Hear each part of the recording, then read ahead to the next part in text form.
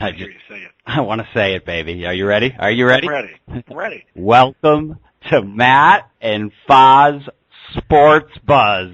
Oh, man. Are you kidding me? It's almost been a year. It seems, I think the last time was during the finals last year. I believe it was, but are we not in an exciting time right now with the conference finals laid out for us?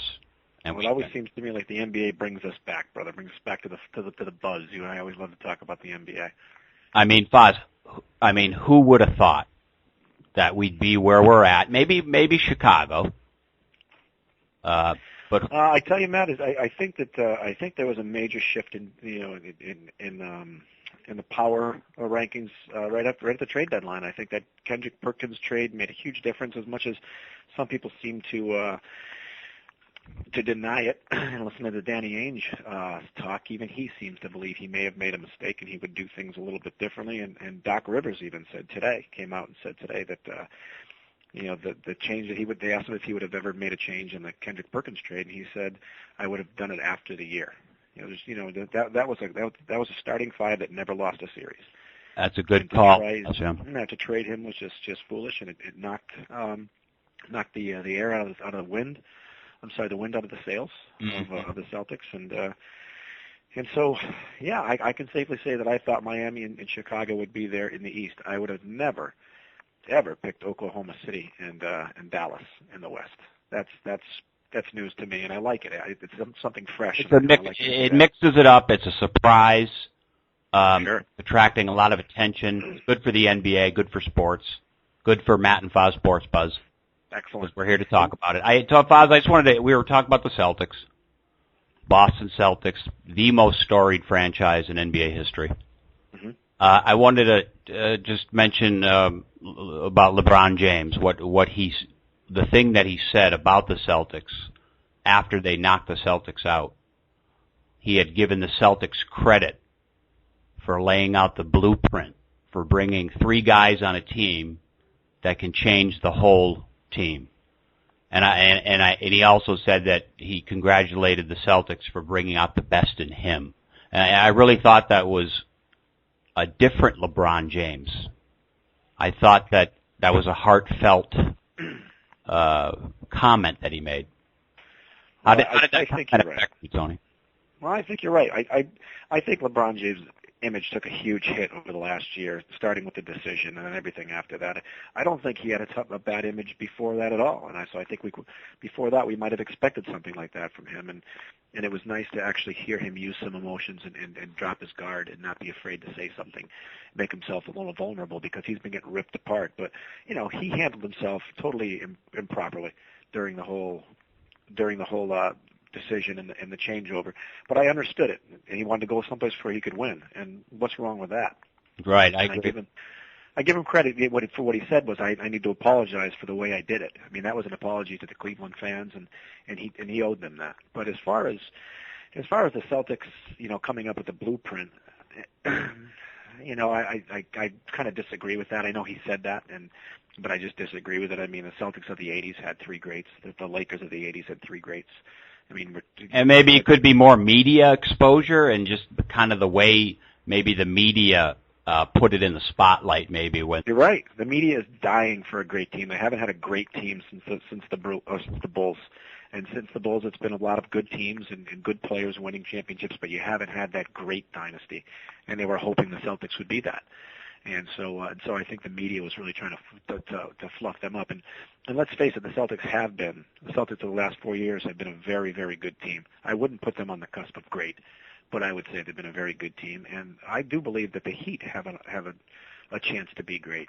I mean, we're talking about how young all these kids are. And now let's talk about the Western Conference Finals. We got Eastern Conference. I want to start with the Eastern Conference Finals. We got Chicago up 1-0. Yep. Over the Heat, and it seems to me, Faz, that we have a offensive battle, of course, being the Heat, against defensive battle. Now, people always say defense wins. I went to work today, and I had made it very well known that I was going for the Heat, and people are already telling me it's over. 103 to 82 thumping, and I just don't think that's true. I think the Heat are going to come out. I think they're going to regroup. They've showed resiliency in the past. After Crygate, they really pulled it together. They have a chance. You're right about that. They've definitely been resilient, and they've reshaped themselves a couple times during the season. And what they did against the Celtics is they were quick. They went small and they went very quick. And I tell you what they did by doing that. They just showed how more athletic and how much more young they were against the Celtics. Now they're trying that same small team against the Bulls, and that's not going to work with that youthful group that they're just as athletic as they are. So they have to start using their height, and I think you're going to see that. They're going to use Haslam. They're going to use Ilgauskas. They're going to put the 7-footers back up there. They're going to say, hey, we're going to out rebound these guys. We're going to out muscle these guys. That's the way they're going to beat the Bulls. What does it take to stop the only way they can? Faz, what does it take to stop Rose? Well, I mean, you got a kid here with the poise of a 12-year veteran. Yeah. 6'2", plays like Michael Jordan, who we know is 6'6", extreme leaping ability, athleticism, and maturity. The kid is really very mature for somebody that's been. He is. He has. To me, he has the talent in the game of an Allen Iverson, with the attitude of a winner, someone who knows what it takes to hopefully win, and someone who seems like he'll push himself and not someone who'll cry about going to practice. He reminds me a lot of his playing style of an Iverson. And Iverson was just incredibly talented, but we know he was a little bit mentally weak, maybe, or I don't know if mentally weak's fair. I just don't think he had what it took to put in the time and effort to be a champion. Discipline, yeah. You can't just be a champion because you're talented. No. You have to be a champion because all the work you put in to be a champion is off of the game field. And when you finally get on the game, I believe that was that whole rant about practice is so ironic that he thought that it was so funny that he was being penalized for missing practices, and he couldn't believe that he was being penalized for missing practices when Michael Jordan or Ray Allen or Magic Johnson or Larry Bird, that's all they did was practice, because they knew that's where you got your results, and they came out in the game. Yeah. I'd like to see Derrick Rose turn into one of those hard-working kids, and I'll tell you what, he grew up watching Michael Jordan. He's a Chicago kid, and he grew up watching a guy, do it that way, and I think Derrick Rose has the pedigree, and I think he's got the strength to pull it off. He's definitely got the talent. However, he's going to have somebody else, and it's nice to have these great role players, Carlos Boozer and Lil Dang and Yannick Noah's kid, but yeah, Joakim. Yeah, but what I will say is, Mr. Hare, you need somebody else to kind of step up. You can't do that all by yourself. You got 3, quite possibly 4 scorers on Miami, and you're not going to shut all of them down. There's no way. Now, LeBron James is not going to get 15 points in his next couple of games. Right. Now, like I was saying, game 1, you had Chris Bosh. Guy had he got 30 points. Yep, did well. LeBron was 5 for 15, only scored 15 points. Dwayne Wade, maybe a little better. I think he had 18 points. Yeah, 7 for 17. Not a good game. I mean, no. Do you think it was a funk on the Heat's part, or do you think that Chicago's defense had their number? I think Chicago had their number. I think Tom Thibodeau is an incredible defensive wizard as a coach, and I think he knew how to slow them down. That's why I believe that you need to get a little bit bigger on the inside. If you're Chicago, you have to get strong. You have to get offensive rebounds. You have to get defensive rebounds, and you need to get hands up in the face of I understand exactly what it is that you're not going to stop Rose. I mean, I don't think there's any way you're going to stop Rose. He's going to get his 30 points. You got to stop the perimeter shooting, and you have to get rebounds. And I think that's what they were lacking the other day. So I think we'll see what Spoelstra is as a coach. We'll see if he's got the ability to kind of make those adjustments. He's a hard guy to read. I know he's the first Filipino American coach, I believe, and I believe that. Nice stat. I didn't know that. Yeah, I believe he started with the Heat as a videographer. Oh, that's a very nice stat. And that was back. I want to say it maybe early 2000s, I believe he was a videographer. Now, as far as how he became a videographer to coach, a little bit blurry on those lines. I'm not sure how good of a tactician he is. I'm not sure if he's laying back and just letting the video game play. Excuse the pun, but sure. I think we'll see. I guess we'll see. I mean, I hate to take the easy road and say, well, I guess we'll see, but I just can't come up with anything else on this guy. Well, I still think that both teams being who they are and everything being where it is right now, and Chicago is a 1-0 lead, but I still think that Miami wins it in 6. I'm gonna say I said Miami in 6. I was slightly demoralized when, of course, they lost the first game. But we got 6 more games. Well, there you go. So I say the Heat in 6 also. Now you got. I think the difference in this first game. I mean, the first half, Rose looked maybe in just jitters or something. He had a couple of I don't know how many turnovers they had. I think the Bulls had 8 turnovers, but of course in the second half, 0 turnovers. That's major right there. And like you said, the Tom Thibodeau inspired team defense. Yes. Yeah, 19-6 edge in offensive pounds, Faz. I mean, that's you can't overcome that. That's unbelievable. You can't overcome that. I agree. You can't overcome that. What do you think about out west there, buddy? Dallas is.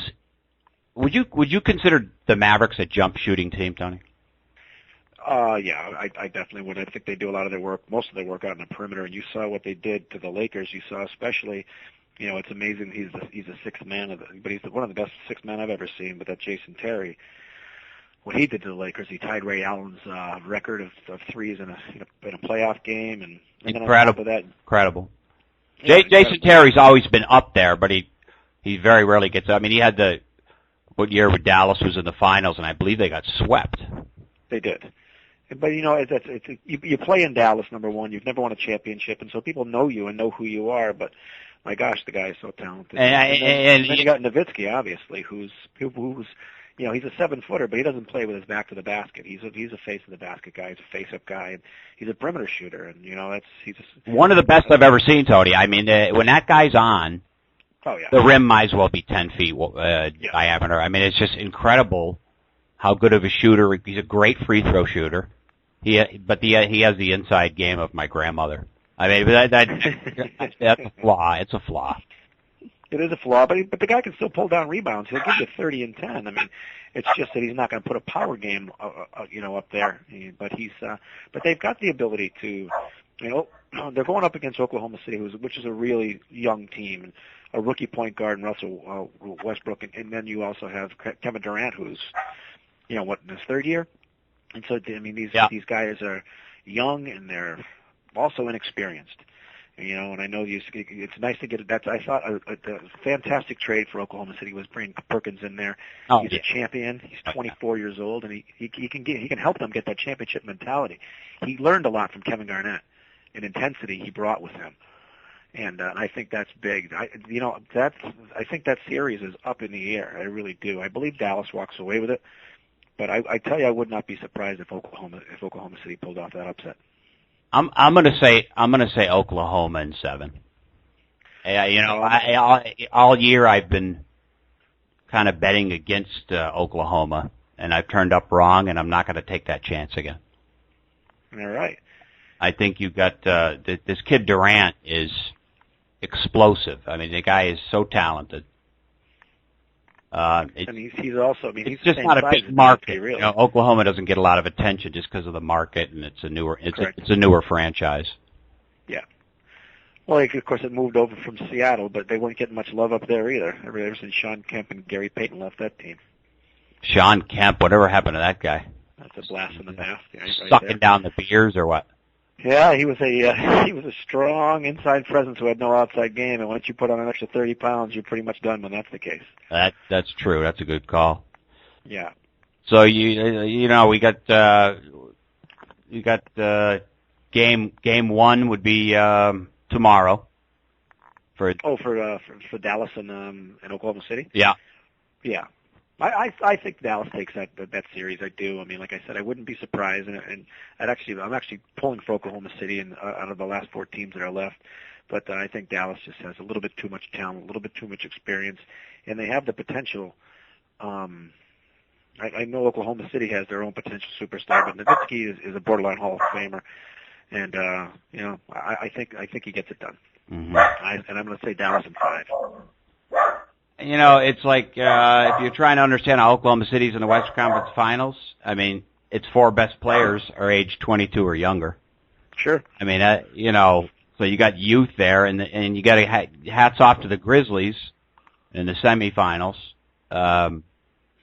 Incredible performance. Of course, the Grizzlies team that knocked out the Spurs. That's only happened 4 times in NBA history, where an 8th knocked out a first seed. I believe so that would be the 5th time it's happened. No one saw that coming. No, but I tell you, I was never impressed by the Spurs at all this year. And I know they had that record that they had, but I knew they were playing without a superstar. But Boss, how does a team that finishes with the best record in the West, how do they get knocked out in the first round? It doesn't make sense. I mean, mathematically, it doesn't make sense. Well, I think you're right that it definitely doesn't make sense. But they're a team that is led on defense. Playoffs are a different animal, and I think they couldn't find a way to muster up any offense. Really, I mean, can the average American name 3 guys on that team? If you're not talking about, let's take off Tony Parker, Manu Ginobili, and Tim Duncan. Can you name me 3 other people on that team? And you live in the town. I'm talk about the people who live outside of the town. Offensive. I mean, you had Matt Bonner basically absent. I mean, Matt Bonner? What's Matt Bonner ever been? Well, Matt Bonner, the guy was shooting 46%. Oh, I know who he is. But what's he ever been? What's he ever won in the league? Nothing. But I mean, the guy was shooting 46% from 3. He was maybe one of the reasons they had the best record in the West. I mean, but he's a streaky shooter, and live by the jumper, die by the jumper, and they definitely died on the jumper on that one. Yeah, well, I just think I don't think they had enough, and I was amazed that they did what they did in the regular season, and to watch them come up with the record they had, I was blown away. But there was no way that I thought they could I never thought they'd compete with the Lakers, but of course, then the Lakers did their own fall apart, and It was what an ugly way for Phil Jackson to go out. Oh my God! And it never had been swept in his career. Perfect way to go out. The sad thing about it, people were loving it. Well, I think people are a little tired of him, Yeah, the whole Zen thing and all that's all worn off now. And well, especially when you have a team that has no idea what Zen means. I mean, it's all. God bless the Lakers for being 2-time defending championships. They do that, or 2-time defending champions, and they do that on the back of one of the greatest offensive players in the history of the game. But you look what happens when he falls apart a little bit. I mean, in your who's your backup? I mean, Lamar Odom. I mean, these guys on TV all the time. How about focusing on your career a little bit? Yeah, and Baz, I was watching ESPN one time, and it was a showcase of Kobe Bryant, and I don't know who the narrator was. I can't remember his name. One of the respected journalists, and he made the statement that kind of just made me say, you know what? That's true. Kobe Bryant has turned on every player he has ever played with. And when I thought he had made a turn for the better, but when he said that he wasted a year of his life, I thought that was a slap to his teammates. And that guy, you know what, Tony? The journalist was right. Kobe Bryant has turned on every player he's ever played with. He's a selfish individual, Tony. I can't disagree with you. I think his greatness is real. I think you can't come up and say that he's not one of the at least top 5 players in the last 30 years. I have to say that he's got to be up there in the conversation. But I do agree with you. I do agree with the fact that he is selfish. I think he's one of those players who does not make his team better. Or not make his teammates better. I mean, there are people out there, and it's a cliche that, oh my God, this guy makes his teammates better. When you looked at a guy like Larry Bird, you looked at You look at someone like Michael Jordan or Magic Johnson. We're also talking about the greats, and these are the greats that make their team better. Make the players on their team better. You look at Kevin Garnett as a leader; he makes his teammates better. Absolutely. And I don't think Kobe Bryant does that. I think Kobe Bryant, I think he wins in spite of it, in spite of making his teammates better. Which is incredible. I mean, in itself. Yeah, I mean, it is incredible. But even a guy like Michael Jordan, he expected so much from the people who played on his team, but he did it with a respect. And I'm not sure that Kobe Bryant has any idea how to do that. And I think he will go down as one of the most selfish players that I've seen. But it doesn't take away from his greatness. Now we're talking about the Western Conference Finals.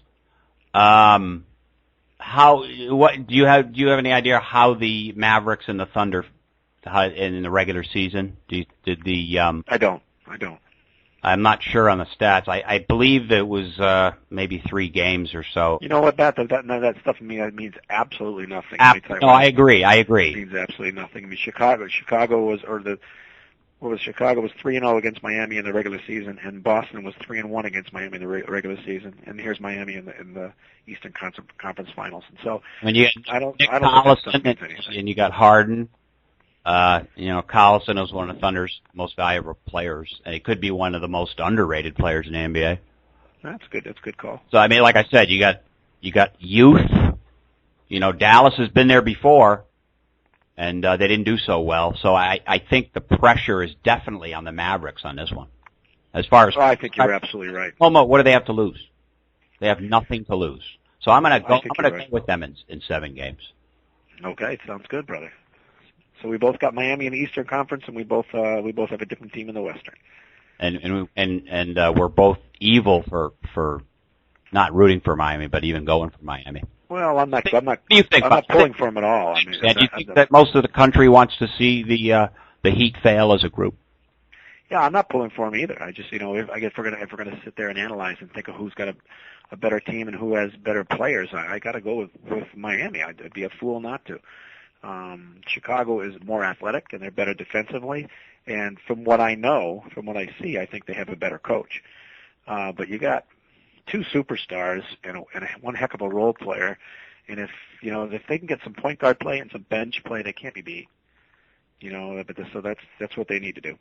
Now you got Danang there. You like that little harp action there?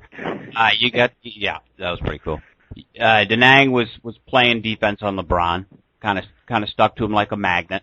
Is he capable of pulling it off again, Faz, or is LeBron going to adjust?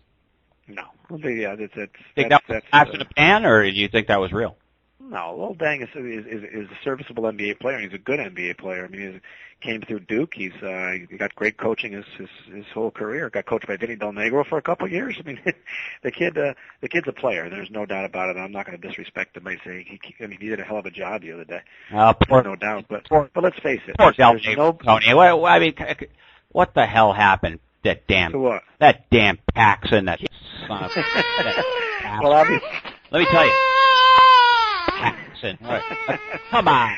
I mean, obviously what Paxson did was the right thing. You hit an emotional button here about Del Negro. You mentioned him first. The guy is from Springfield, Massachusetts. He went to our high school. He was a year ahead of us. His father played basketball when my parents were in the mid 50s. I believe his father played college ball. I don't think his father ever played pro ball, but we know Vinny did. And I thought Vinny was actually building that team up.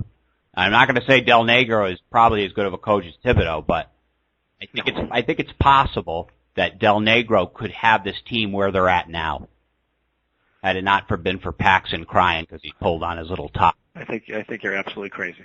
Okay. I think you're absolutely crazy. Vinny Del Negro, he's never been known as a defensive coach. He can do no wrong. Say it again? He's from Springfield. He can do no wrong. I no disrespect to Vinny. I love Vinny. I love the guy. Grew up loving the guy. Always looked up to him. I believe. Say it again. Did you actually play hoops with him at? Yeah, we played CYO hoops together. That's pretty cool. But the fact of the matter is, I mean, Tom Thibodeau came in and he took a team that won 41 games 2 years in a row. Yeah. and he took that team and got the best record in the East. I mean, what they didn't have much of a difference on that team. As I was going to say, as far as players go, I don't pay too close attention to the Bulls since Jordan's departure, but you're saying basically that he had the same caliber of players, Thibodeau, as Del Negro did. Yeah, I mean he sure did. And Chicago didn't really do much in the off season. They tried to sign LeBron James and Dwayne Wade to take a shot at him, but it fell apart, and so they were actually better off, obviously, not getting rid of their younger core. I mean, having a veteran and a strong veteran like Carlos Boozer is huge. Yeah. But but for the most part, your big change was the maturity of Derrick Rose and your coaching change. Yeah. And so I think I think Tom Thibodeau is a major difference there. And you watch what he did with the Celtics for all those years, turning them into a defensive team and winning a championship, and having them 2 minutes away from winning another one last year. What's the environment? Tell me about the environment in the New England area as far as who do you think the majority of people are going for, say, in the Eastern Conference matchup? I would probably say Chicago. I mean, you're not going to find any Miami fans up here. I was going to say, I would think that because of the fact that the Miami knocked Boston out, almost like, it was almost surreal. It was almost like a change of guard. And, for some reason, You're right. for some reason, it didn't affect me as much as the year before when they got knocked out. I was really bummed out over that. But this time, I think they dropped that months before that. And you know what? I was pissed off about the trade with Perkins. I was a little disenchanted, if you will. Maybe that's what. Well, but you have to remember, you were one of the many who were just defending him for a long time. Just Danny, we trust, and this was a biggie. And this was a one that if you knew if it went bad that it was going to be terrible on Danny Ainge, and it's been terrible. There's nothing but backlash. Are you talking about that? Are you talking about that Facebook post? Danny Ainge is God. You talking about that one? Is that maybe? That could be the one that I was talking about. I don't think you took that train of thought there. No, I don't understand why you would ever trade a 24-year-old 7-foot center who plays top-rate defense. I'll never understand that trade. Never. I have to agree with you on that. So it looks like, Faz, we both have Miami over Chicago in 6 games. We're already 1 in the hole, but I still have faith that Miami's going to pull it out. We differ. Western Conference matchup, we differ. You're saying that Dallas is going to pull it off. And did you say 7 or 6? 5. 5. Wow. Yeah. Wow.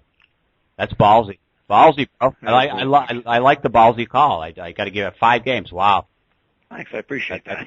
We'll see how it all works out for me. That's a ballsy call, but if you're right, you end up on top. So I say it's going to go in the Western section. I think we're going to go 7 games, and I think Dallas is going to succumb to pressure as they have before, and I think Oklahoma's going to pull it off in 7.